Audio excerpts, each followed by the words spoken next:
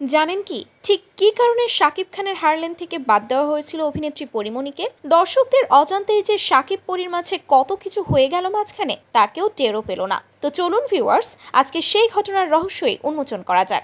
সর্বশেষ শাকিব খানের সাথে পরীমনিকে এই সময়টাতে দেখা গিয়েছিল, যেখানে ফুল গেট আপ নিয়ে পরীমনি মন খারাপ করে শাকিব খানের সাথে শেষবারের মতো দেখা করার একটা ভিডিও তার সোশ্যাল হ্যান্ডেলে শেয়ার করেছিল। তখন দর্শক মনে কত প্রশ্নই না জেগেছিল যে কি চলছে তাদের মধ্যে, আর পরীমনির মন খারাপই বা কিসের জন্য।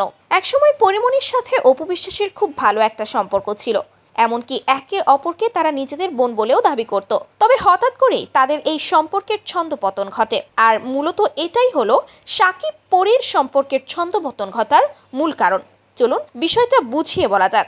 শাকিব খানের সাথে অপু বিশ্বাসের অফিসিয়াল ডিভোর্স হয়ে যাওয়ার পরেও সন্তান জয়ের খাতিরে শাকিব অপুর প্রায় সময়ই কথোপকথন হয়।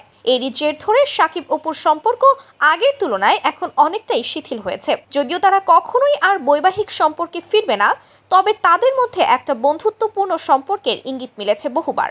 এমনকি অনেকে এও বলে এখনো বড় বড় সিদ্ধান্ত নিতে শাকিব খান অপু বিশ্বাস এবং বুবলির সাথে পরামর্শ করে, এবং এটা হলো শাকিব খানের একটা স্বভাবগত বৈশিষ্ট্য। আর এ কারণেই মূলত যখন পরীমনির সাথে অপু বিশ্বাসের সম্পর্কটা ভালো ছিল, তখন অপু বিশ্বাসের কথাতেই এবং অপু বিশ্বাসের মন রাখতেই নাকি পরীমনিকে নিজের হারলেনের সাথে যুক্ত করেছিল শাকিব খান।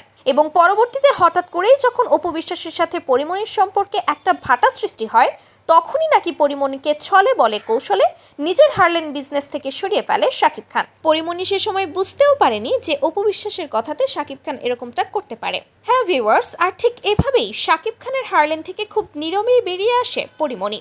এদিকে দর্শক টেরও পেল না যে শাকিব পরীর মাঝে কিছু একটা ঘটেছে।